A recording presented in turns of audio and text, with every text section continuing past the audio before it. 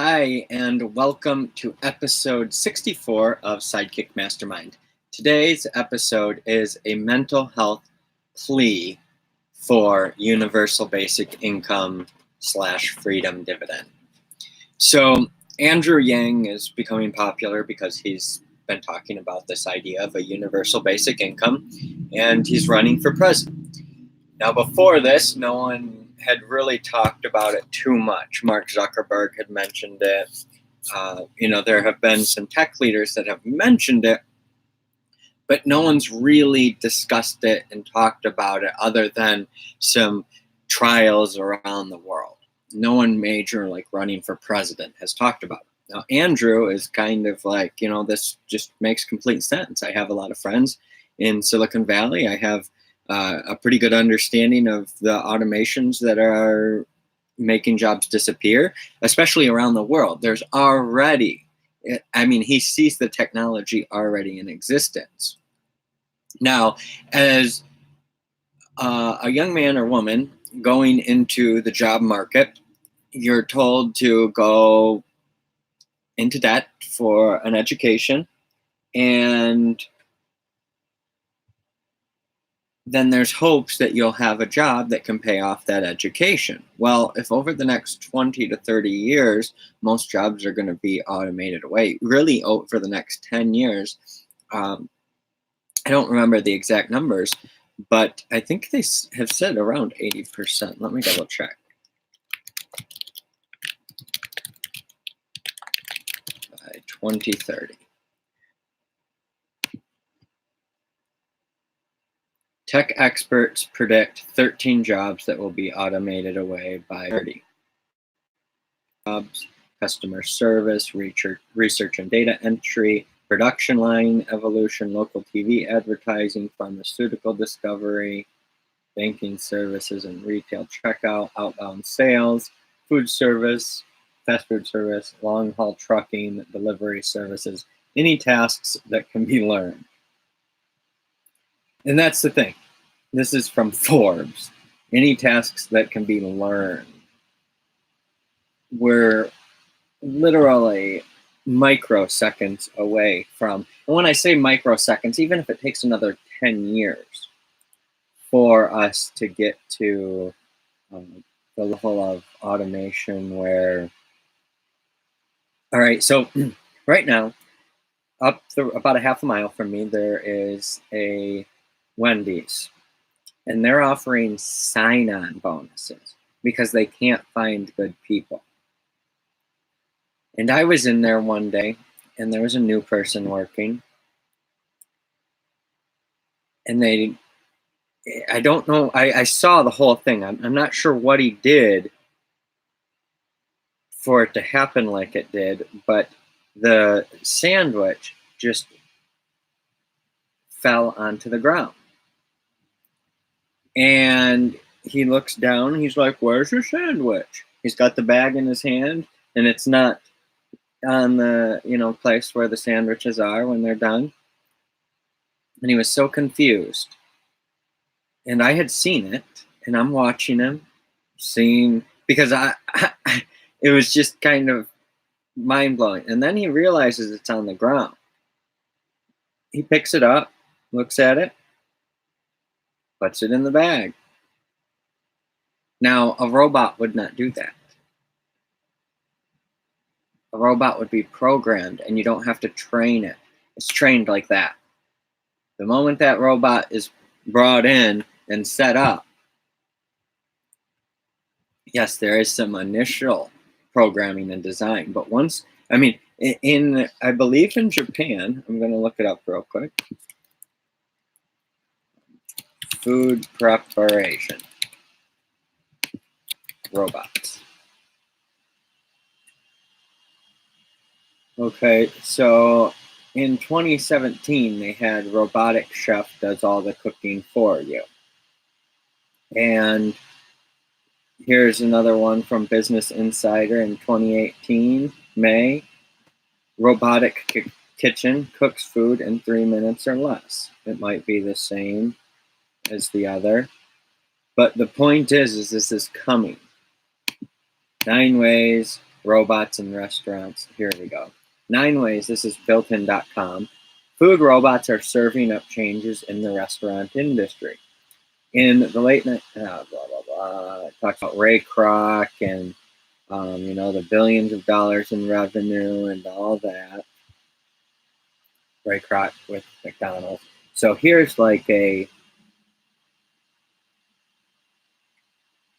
this is in San Francisco. It's called Creator.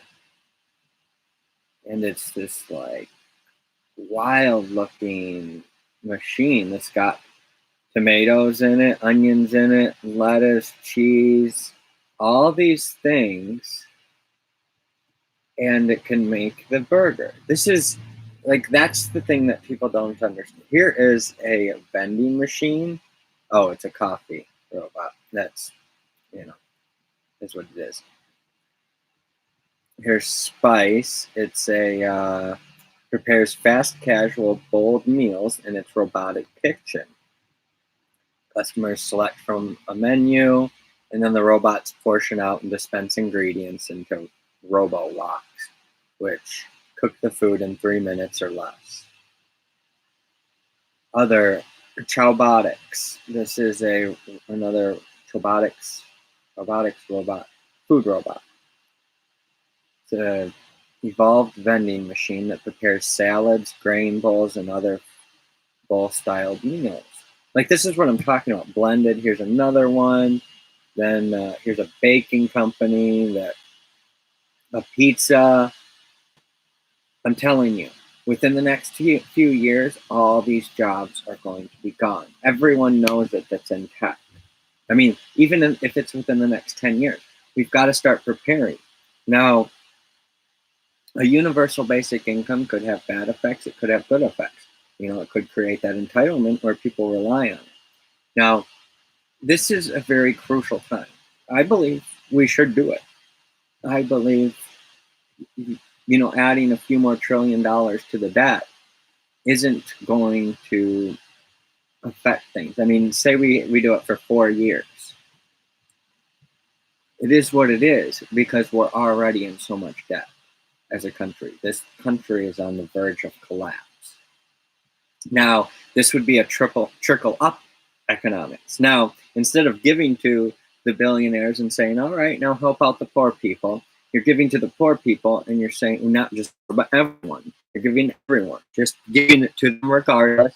There's no way to lose it, which is very important because then people are incentivized not to work. So you teach people, the habit of savings, the habit of, teach people how to have a definite chief aim, definite purpose. If they want to be a mother, take care of their kids. Be a mother, take care of your kids. If you're passionate about something, start learning it. You can, do courses online. You can get certificates from even Harvard, edX.org, all these different places. Use the mastermind. Understand how to cooperate with others. Use applied faith. Have a pleasing personality. Go the extra mile. Have personal initiative. Self-discipline, controlled attention, enthusiasm, imagination. Learn from adversity and defeat. If we're teaching people these principles, the habit of saving time and money, positive mental attitude, accurate thinking, all these things, I think that the universal basic income will have an amazing impact. Now, if we just teach those things, I think that would have an amazing impact. The problem is the people with poor mental health, a universal basic income could hurt them. It could help them. It's a mixed bag. But I know where I'm at. And I know that I'm now ready to push my ideas and my vision and spread it through podcast videos. And I know that it is inevitable that even if my personality and the way I am now isn't going to get people to listen to me and it isn't influential, but over the years, I mean, this is my lifetime mission, my lifetime vision for myself to help feed, house, feed, house, and empower 1 billion people to live, work, play, love, learn, and pay it forward to inspire global happiness, health, and selfless abundance. Now, I'm doing that over the next 30 years, but I'll continue on to help feeding, housing, and empowering people to live, work, play, love, learn, and pay it forward for as long as I live. I mean, that's my life mission. So the short term things, it's like, okay, learning programming over the next few years and really refining that craft and um, going deeper with engineering over that time, those kinds of things. It's like, yes, it can take years. It's okay for it to take years. Now, there are people with those advanced educations, and that's a matter of surrounding myself with those people. It's a matter of putting myself in the situation, for the environment for success and making the right decisions. So we're making some big decisions right now with where we're moving. And I've just found out about the internet situation up there. I don't know how long it'll be before I have it because it took me over a month to get internet here. And then it's been a nightmare. And the reason we're moving is because of troubles with Comcast. Now there's Spectrum available up there. It's not as fast as Comcast, but this Comcast connection has actually, I'm on gigabit speeds on a business class line. And I'm not getting on a day-to-day average basis, I am having a similar to experience as my 75 megabit per second service with AT&T. So, I mean, with that, it's like, what's the difference if I go down to 100 megabit per second service? Now, like I said, I don't know how long it's going to be because initially we're moving up to the forest. Now we're making this decision to save money so that we can get a property and things like that and do the certain things that we need. Not just that, it's not so much the property in all honesty. It's just a matter of sustaining until I can find the right investors, the right customers, those sorts of things. Now, the internet situation does trouble me. This podcast is about me. I mean, in some ways, and it's about others, but it's about my story and sharing and hopefully inspiring others. So we're moving with a little bit of uncertainty of how things are going to be initially. And this is a prototype, and people can live in this sort of space. It's been proven with the tiny house movement. Now we're seeing problems with Dorian, and we need to be able to build rapidly. We need to be able to teach others to build. And that's where this comes in. There are many different things out there like Aircrete. And this is putting a lot of information out there. So I'm sort of almost giving too much information by sharing that. And there's this guy, and I'm beginning to think that that's what Kanye West is using. Now, I had thought it before, but the more I'm researching, I'm really thinking that, I mean, if he's not, then that's what would make sense. But we need to help these people. We need to help people understand how to grow food, how to build housing, and to be empowered to live, work, play, love, learn, and pay forward. To understand their minds can be shaped and developed over time. They can craft a passion into a craft, a life's work. They can design their life. You can design your life. And the reason I know this is because I'm doing it. And it started off, I mean, it's taken time. It's taken over a year. But I mean, it's taken years. First, I had to get my wife to decide, yes, we can live in a small space.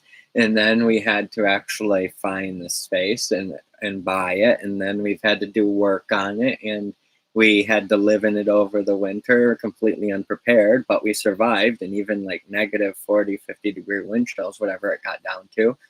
And we survived better than other people in better campers. But because we had done certain things, because I had researched how to keep warm and what to do, we actually spent less money than others in similar situations. And it's just kind of mind-blowing, because we didn't spend a lot of money, but I was prepared because I had the education I knew. And it wasn't even perfect, but I knew that if I did certain things, that it would be just enough, and it was just enough. So if we start sharing that the average person can be an engineer in their daily life, like that's why you learn math. That's why you learn about the world around you. School is set up in a really weird way, and it's not helpful to mental health, because you're forced to learn things that you may not like to learn, and you're forced to learn it by people that may not be very entertaining or engaging. Now, there have been some teachers in my life that have really inspired me, and some of those classes I didn't even do very well, um, but because it's like I was so passionate about the class that I didn't do the homework, so I got poor grades, and I was like almost a teacher's pet in some of those classes, but I still got poor grades.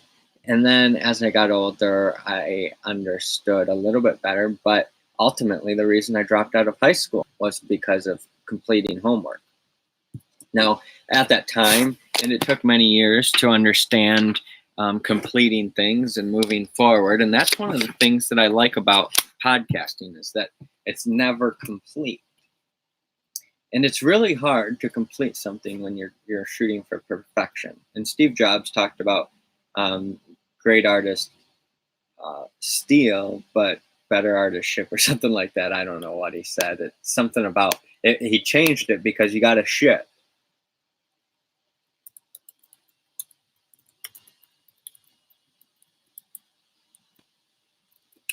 Let me see. I'm going to Google it. Real artists ship, is what he said.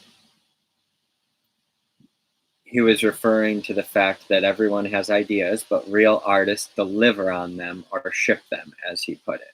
Creative thinking can lead to amazing things, but only if you do something with it.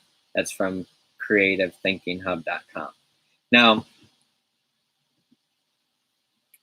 I mean, that's completely true. It's about shipping. And I look back, and it was in 2012 when I was working on the Avalon project. And that was really shipping. And before that, I had service that I was, actually shipping, and I had real customers and a real business, and I was fairly successful financially in the median income range, but I wasn't happy, and I was struggling with my mental health. And then I lost the job, and then I've just kind of skated by. And I've done jobs that I didn't necessarily want to do, but not for very long. Most of the time, I focused on doing things that I wanted to do to learn. And I did my best to try to give to other people in exchange for that learning. I would learn and give of my services at pennies on the dollar, and it worked out favorably, and sometimes and other times it didn't work out favorably, but it always worked out favorably for me in the sense of learning. And if we're constantly learning from our experiences and growing, then we're having progress, and progress equals a lot of happiness. So it's not where you are in relation to others, it's where you are in relation to yourself, and celebrating that progress, but then moving forward. Like saying, yes, this is good, but then keep on moving forward. Continuing to have progress. With drug addiction, with suicide, with the mental health the way it is, it's a very good mirror of society right now because it's very uncertain. I I look at the people that I know. I know so many people that don't know how to build anything and don't know how to grow anything. So if they had to eat, they would be really screwed if they didn't have a store right up the road. I mean, that's almost everyone, a lot of people in the United States, especially. And I have talked to people that work in greenhouses and things like that, and they've said when it gets hot, it's for white people we can't handle it. But then they've got immigrants from Mexico, and they come in there and can take the heat and work no problem. Now, you can't tell me that that is not a genetic difference. Some of it, yes, is a difference, an entitlement difference. But there has got to be some sort of genetic difference in evolving in those areas.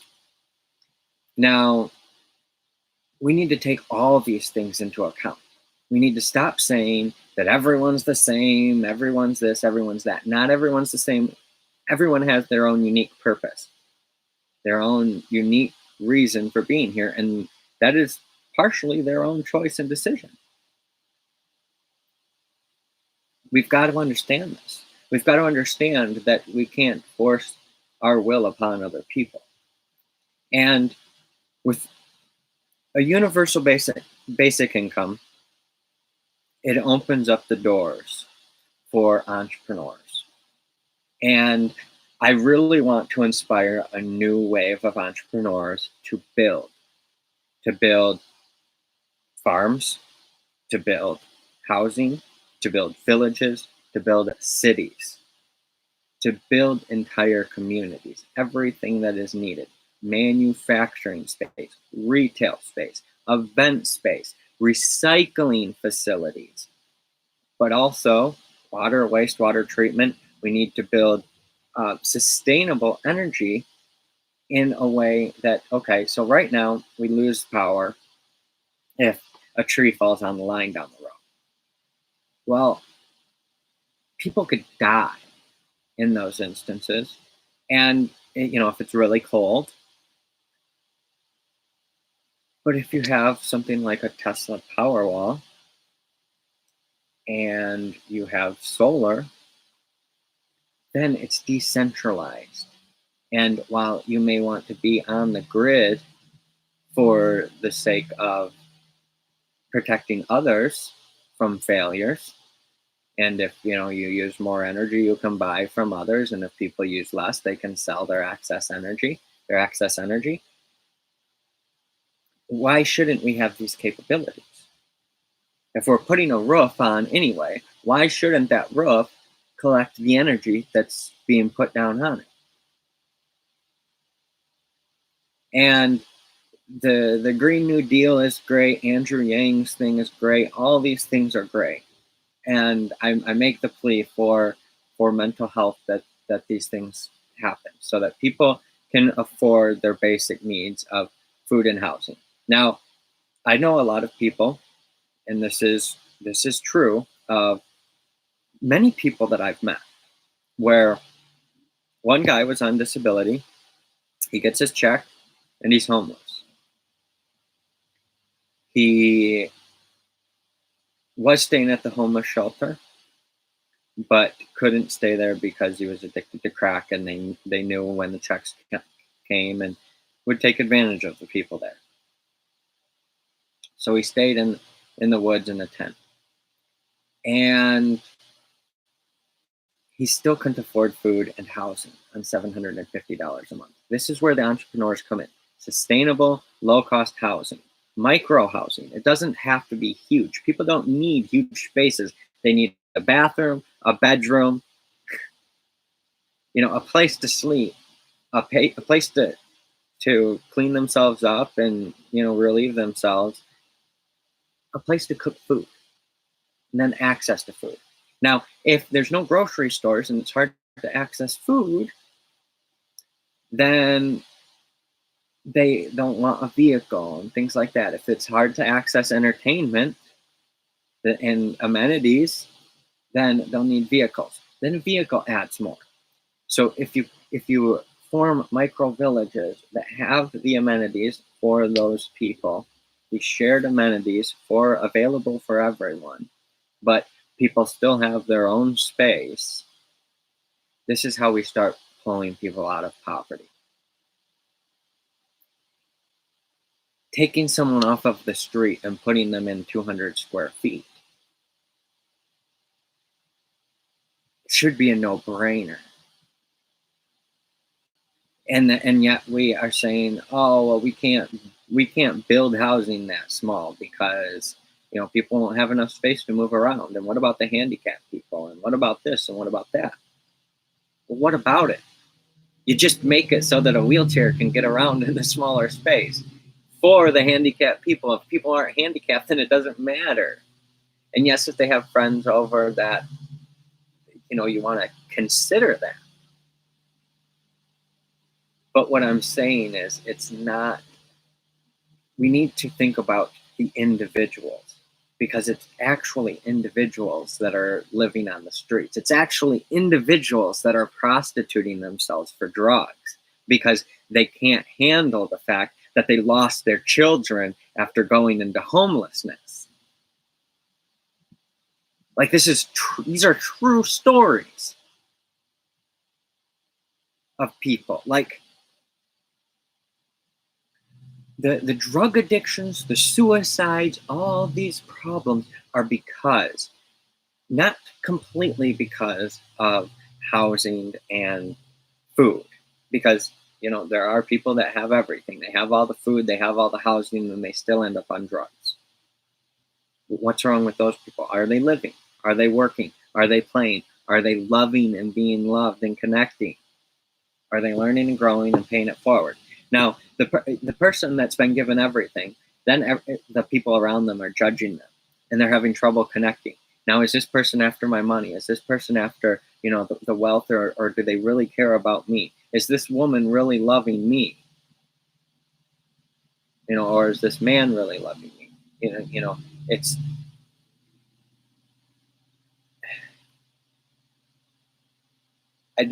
like I said, I don't know the exact timeline of how long I'll be off the air. My goal is to remain on the air with podcasts, with at least the audio, when we first get up to Manistee.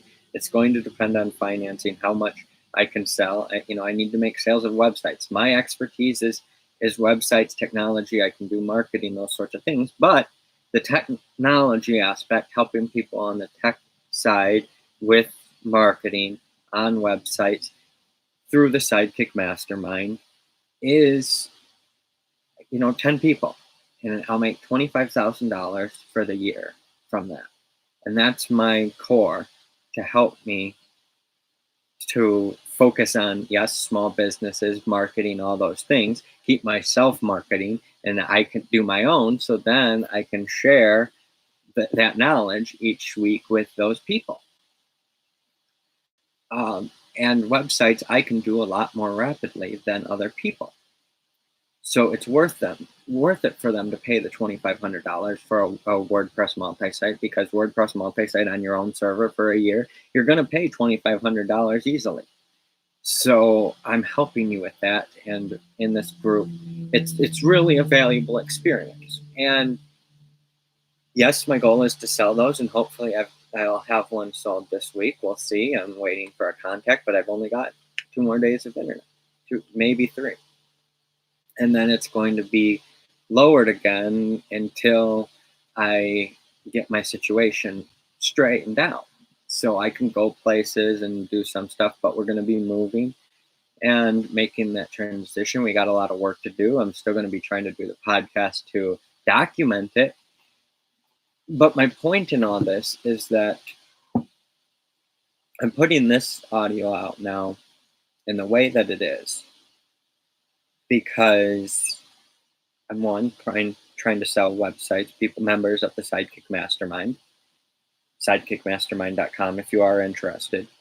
But Also, I want people to understand that you can create the same thing. You can come up with an idea, and you don't have to make an extreme amount of money. If you make $25,000 a year and your partner makes $25,000 per year, like my wife, then that's $50,000 a year.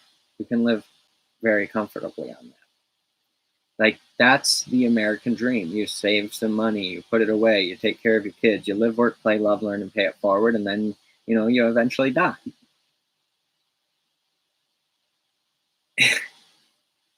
Now, that seems like it should be simple, but it's not. There are a lot of people that struggle to work because the jobs just aren't out there. And they could do the work, but then they've got to pay bills. So then they don't volunteer as much.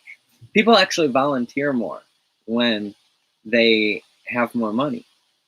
Men in poverty tend to seclude themselves from others. They tend to um, beat themselves up and say, well, I should have did this and I did this wrong and that wrong. And it's a struggle because you're looking for the answers, and at the same time you're only finding that the world is changing at a faster and faster rate, and people are just trying to, if you don't already have the skills, then you're just trying to grasp on to whatever you can get to survive.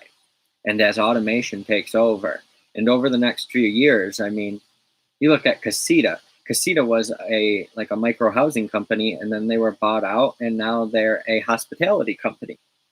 Well, how long before hotels are like that? Right now, my wife works in the hospitality industry, and it's very difficult to get people cleaning the rooms. There was a situation. There have been many situations where it's people just disrespectful in that job and not and feeling entitled to more and wanting more and not willing to put in the work. Now, I'm in a unique position because it's like I've put in the work and paid a price, but I haven't paid it to anyone. And that's the purpose of these podcasts, is to pay it forward with these and to help people understand that it is possible. If you're suicidal, you can pull yourself out of it. Part of it is going to be your gut-brain connection. I guarantee if you're depressed, if your mind's not thinking right, I guarantee you part of it is going to be your gut-brain connection. If you don't have gut problems, I would be shocked. But that doesn't mean that there isn't something going on in there, without you knowing. So you go into the hospital if you're suicidal and they throw some pills at you, and you never really come up with a real solution when it could have been eliminating some foods. These are the jobs I want to create. These are the positions I want to put people in. The position of helping other people to break free from the things that are holding them back. It's not just, having the will. It's about creating the habits, being coached, helping others, connecting with others, working, putting in the hours, and just beating on your craft day after day after day because you love it and you're going to do it no matter what. It's why you live. It's why you wake up. And if it's why you live, it doesn't matter what you're making from it. It doesn't matter, how much money you're getting, because you're doing the work you are meant to do. The living will figure itself out if you stop stressing about it and focus on working, playing, loving, learning, and paying it forward. You've got to learn. You've got to pay it forward. But living starts with working and then playing. But you bring it together with loving and connecting. And then you learn from all those experiences and you pay it forward. That's what it's about. That's That's what it's truly about.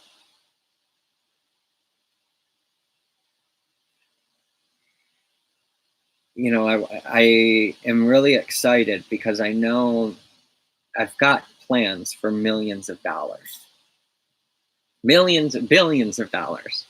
I've got plans for trillions of dollars. So it's just a matter of attracting investors, and they're going to make money. And some may think, well, are you really going to make money? Because if you lose money on each structure, then that's not good. And that's the thing. We're not going to lose. We're not going to lose because we're building Rat City in a way that's designed for human needs.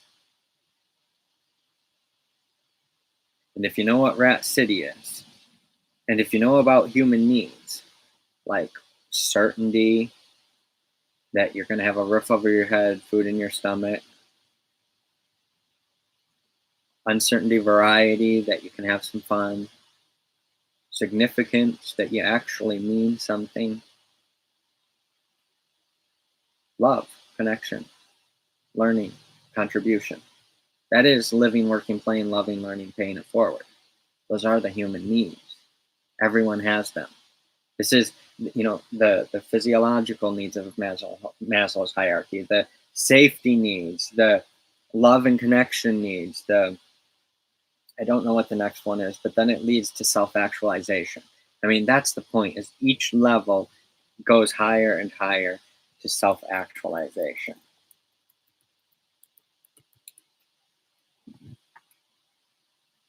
The esteem needs, and then self-actualization. And so, I mean, the esteem needs are prestige and feeling of accomplishment. That's the significance part. And then self-actualization, that's achieving one's full potential, including creative activities and paying it forward, all of that. These are real needs, and we can solve them with villages, with city networks of villages. A city is a network of villages. So if you design the village right, if you design the space right,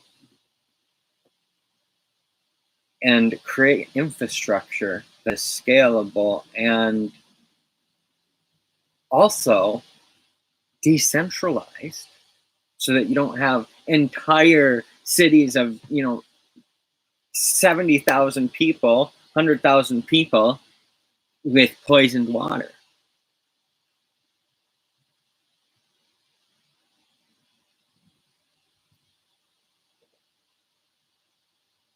There are so many things to think about. You look at Teslas. When there have been wildfires, they say, go in your car, turn it on. They've got these amazing HEPA filters. In the Model S and X, the HEPA filter in those things are insane. And they get smaller in I believe, the Model 3 and stuff. But why isn't housing, inside air quality is insanely horrible for so many people around the country and around the world.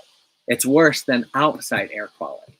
Like, that's the thing. They talk about outside air quality. Well, what about inside air quality? In the FEMA trailers, when after Katrina and all that, I believe it was, they had high amounts of formaldehyde. And these are things that I've already been thinking about, but as I'm researching and seeing, it's like having the right building materials, filtering the air. It's very difficult in the construction industry because there are all these smells, and I've been subjected to so many different smells. It's like they say put this mask on, they say do this, they say do that, and it's like you do part of the time, and then there are other times when you're not. And after I was exposed to a large amount of asbestos, so a couple things happened. Someone lasered my neck, and then I also was exposed to a large amount of asbestos dust. And then this grew. I was also very depressed.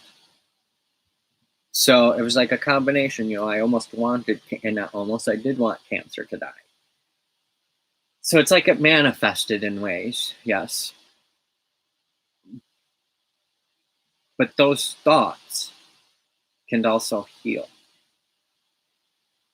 And like I wake up each day with gut issues, feeling sick and just not wanting to start my day, and I have to create the will each day. I have a seed of hope each day, and then I have to create the ability to, okay, yes, I want to live. I want to do this. And the more I think about it, the more I feel about, okay, helping people and hearing all these stories of much worse situations than me. I've got the security where with just my wife's income and working working slowly forward, we're going to be okay no matter what, because we've got our house. Even if it was destroyed, we could then replace it. We know that we can live in a small space. We have that mindset already where we're okay. Now that doesn't mean that I'm not stressed about this move, because it's a big move. It's many hours away from everyone, and it's a new fresh start.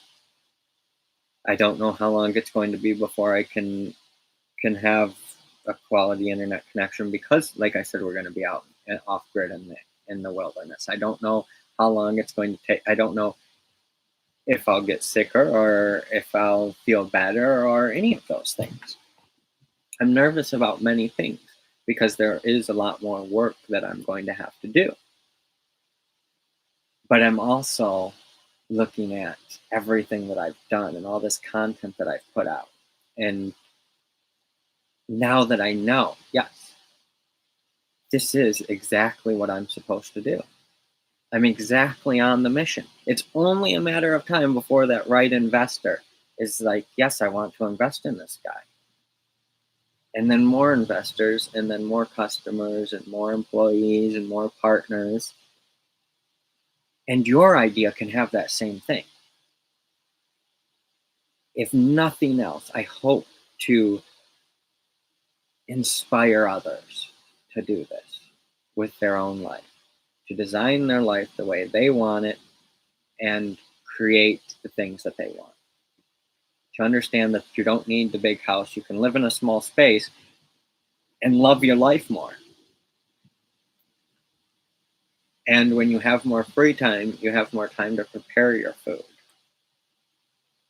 And that's why a universal basic income, I think, is going to help a lot of people.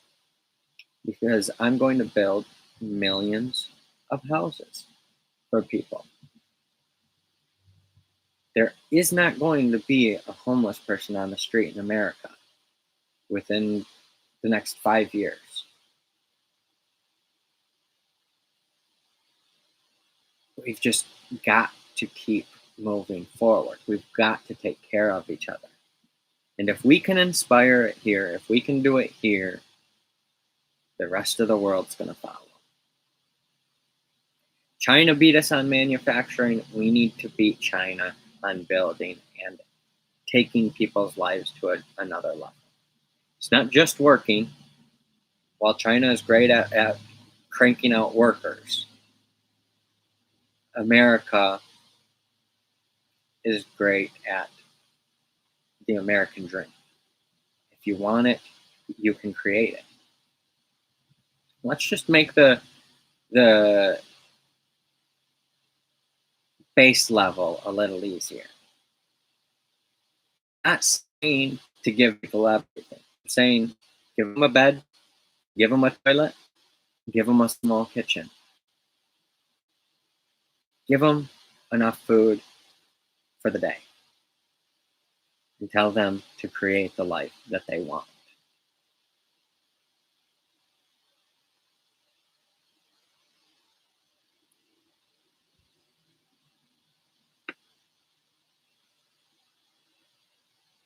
What do you think people are going to do with that spare time? Yeah, there are going to be a lot of people that just game. There are going to be a lot of people that just lay around and get more depressed. going to be a combination of a lot of things. That's now up to us to say, look, you've got your base needs. Let's build the rest till you understand who you are. And it took me a long time to understand who I am. And this is me. I've suffered with a lot of mental illness. I've struggled with a lot of suicidal ideation. Struggled with a lot of gut problems, of feeling sick, of throwing up, of, as having weight problem and then being made fun of. And then, I stopped eating so I would lose the weight. And then, it's just been a disaster. And there are so many people with the same things. And yet we just keep saying to push forward and do this and do that. You should do this, you should do that. I mean, should we? Should we be doing those things? Or should we be finding out who we are as individuals and doing that? What makes us happy to live, work, play, love, learn, and pay it forward? That's going to mean slightly different things to every person. I appreciate you. Thank you for listening to this episode of the Sidekick Mastermind. Check out sidekickmastermind.com. There's a link to the anchor page, and that has all the episodes. And it also tells about the Sidekick Mastermind with the website and the group that I'm creating with the 10 spots. Mm-hmm. And I've got one person in there, potentially two, and I'm still going to sell 2 more spots. And the one person guaranteed because they've already given me $2,500. The other person maybe, I'm not sure. I haven't talked to them in a little while.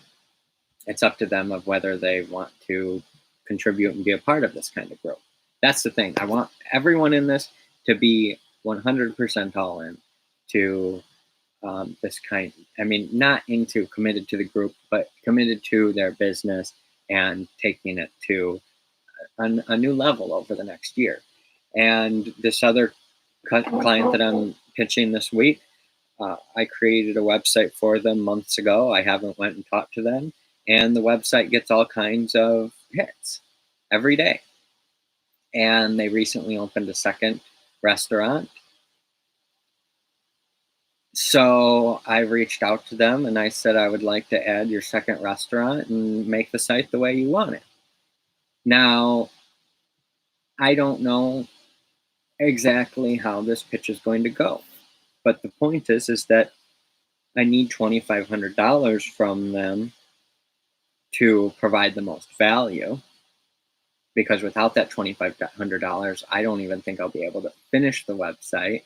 I'll be able to go visit them but with the move and stuff, I kind of waited too long. My self-confidence wasn't there to make the sale and even go talk to them.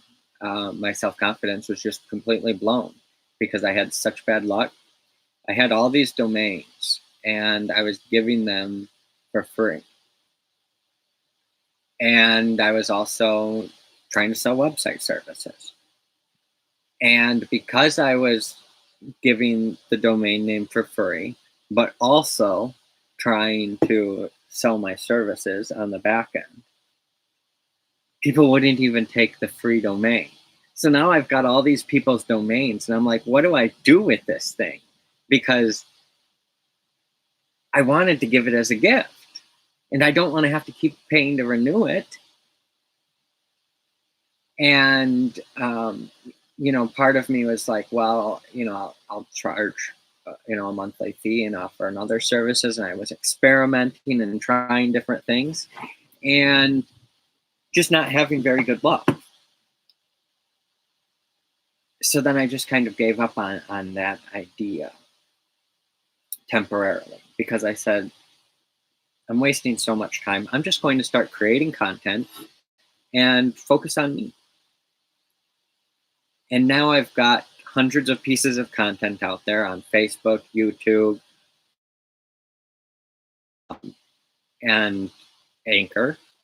I've got a lot more tweets out. I've been dabbling in TikTok and Instagram and LinkedIn.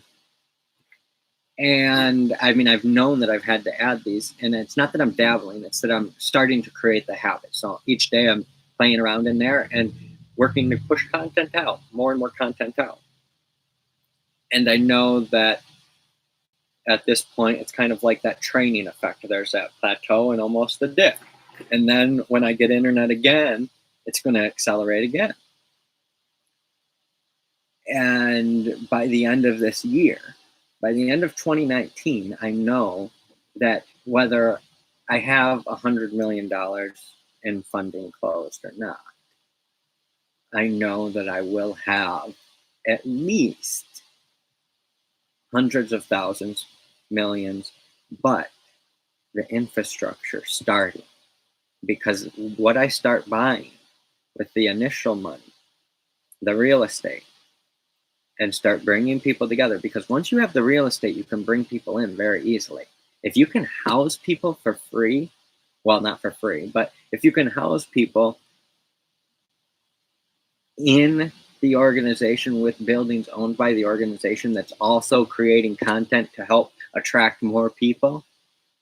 You know, the original idea with the Avalon, with the project at the Avalon that's, in the video on inspirelansing.com, when I was doing that, it was, I'm not sure what my point was of bringing that up. Anyway, this went on for actually way longer than I thought. My point is, in closing, I guess that anything is possible. There are challenges, like the Avalon. I mean, that was a major learning experience. And I look at the millionaires and billionaires now that have done more. And now I look at what I'm going to buy. That was my point. Is I'm going to be buying real estate. I'm going to be buying places to help people to live, work, play, love, learn, and pay it forward. I'm going to be prototyping the village. And as this is prototyping, as I can prove this, because I know it to be true, because I've tested it on myself and been able to break free of the suicidal ideation genuinely, like that's the thing. I had to make sure. And then if you watch back on some of these episodes, I even frustrated, and it wasn't the same as it used to be, because there's now so much hope. I know with certainty that I'm doing exactly what I'm supposed to be doing, and that now it's just about strengthening myself more and more, and keep pushing that barrier, and eventually, once there's a little bit of success, then the floodgates open. The money will be coming so rapidly. That's the thing. It's like that's just how it works. People like to invest when other people are investing. Everyone's afraid to be the first one. Well, now we're seeing with all these disasters, like the FEMA housing problems, there are many travel trailer companies that can make FEMA housing. There are many modular companies, manufactured housing companies that can build this stuff. And now may be the time that this company can be launched. With everything happening with Dorian, it's a horrible disaster. But now is the time. It's like it's pushing me each day. Like, I have to do this. Like, there's no other option than to do this, because people need it. It's not a matter of what will it do to people. It's a matter of, we need to do this, whether there's a universal basic income or not. We need to help feed, house, and empower people. We need to help people understand that they can live, work, play, love, learn, and pay it forward. Even with mental illness, you can still do that. But we've got to create communities that help people, that understand that it does take a village to raise a child. Thank you for another episode of Sidekick Mastermind. Have a great day. SidekickMastermind.com, InspireLansing.com.